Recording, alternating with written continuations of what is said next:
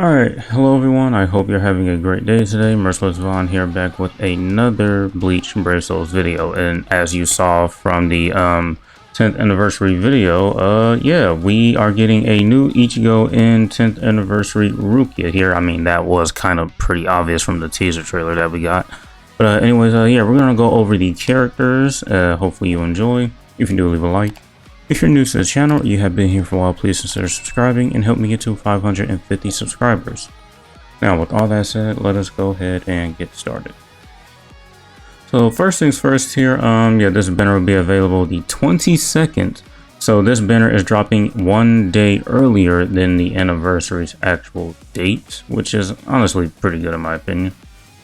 Yeah, we have the two characters here, the Ichigo and the Rukia. Ichigo is a mon unit, Rukia is a speed unit. They won't have single summons, but they are premium units. They do have a chance to be pulled from the BBS tickets here.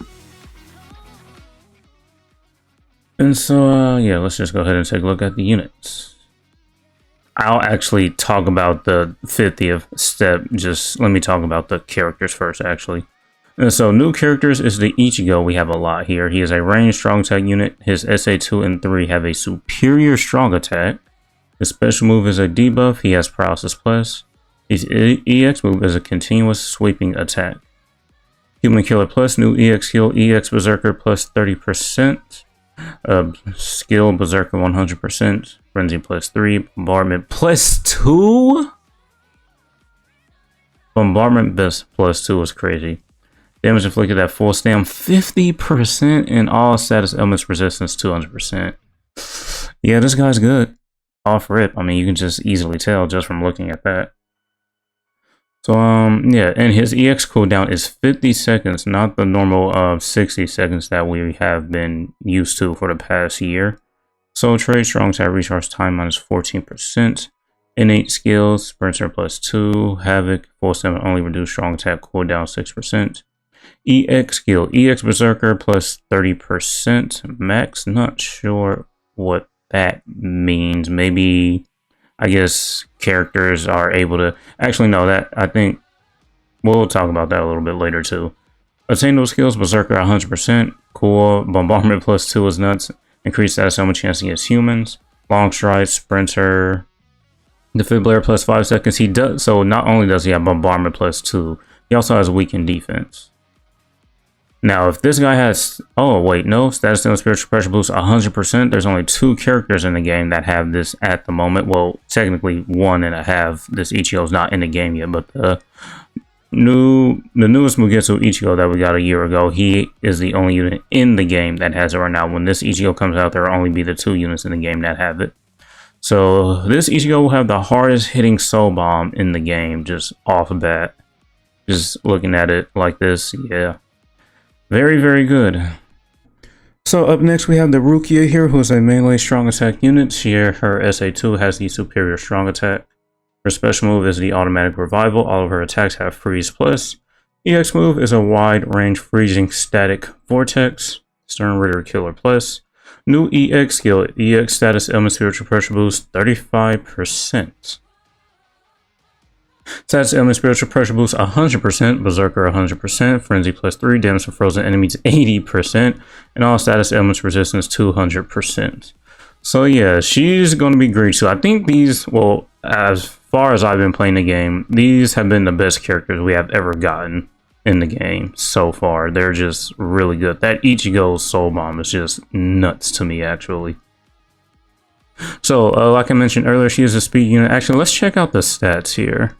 Her SP is 946. The Ichigo's is 950. Pretty high, pretty high.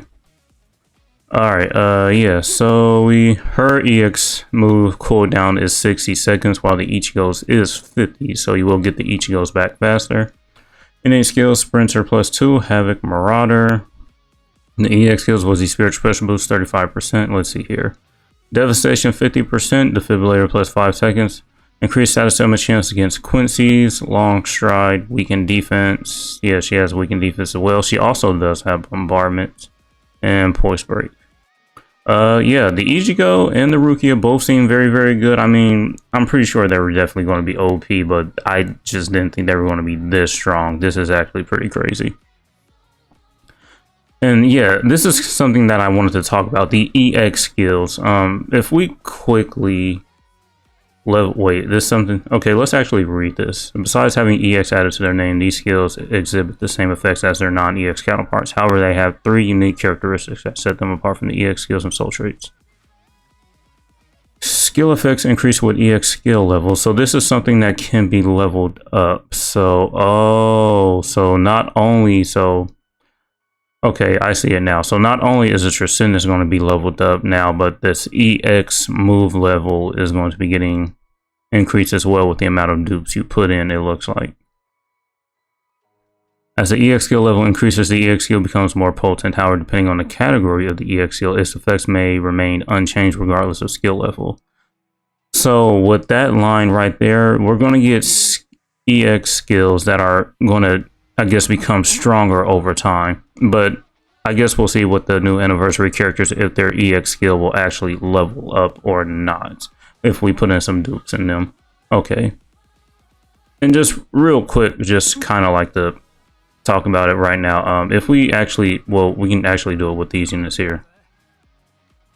Yeah, I just finished recording their video. What am I trying to do here? Go to the character links. This was added in an update, I think it was last week. You might have seen it, you might not have.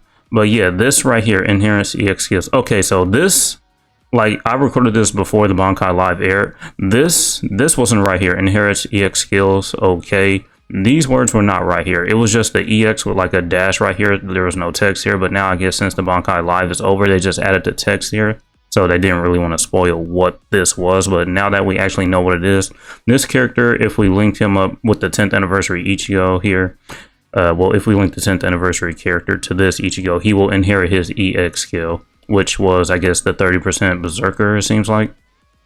So that's what that is right there, which is honestly pretty cool. So now if we just go ahead and go back to that. Being back here, yeah, so that's what that was right there in the last update. So yeah, we can link this character up to that, or any other Mon unit for that matter, and just, I guess they would have, like, just be able to inherit that EX skill, which is honestly pretty good. So the initial level is 1, and it can go up to 5, just kind of like the Transcendence, with 5 being the max. The value of each level can be checked by tapping the magnifying glass icon next to the EX skill on the character. Characters are considered to be identical if they have the same name, attribute, and thumbnail image. Identical characters can be used irrespectively of which the character has been awakened or resurrected. Yeah, EX skills can be inherited through specific link slots, like I just previously just showed that right there. And it actually shows you with the renewed 5th anniversary Byakuya. The Berserker, well, wait, what was this Berserker? What was the start of it? Because there it shows 26. So is it not the full? Where's it at? 30%. Oh, okay. So 30% max. Okay, so yeah, that, I guess if he's max transcended, you'll get a 30% EX Berserker. But I'm guessing since it shows 26% right here in this picture, this isn't what it is max. I'm not sure what level it is because it doesn't fully show.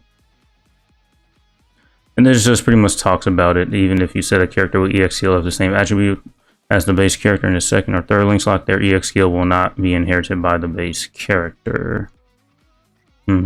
Interesting.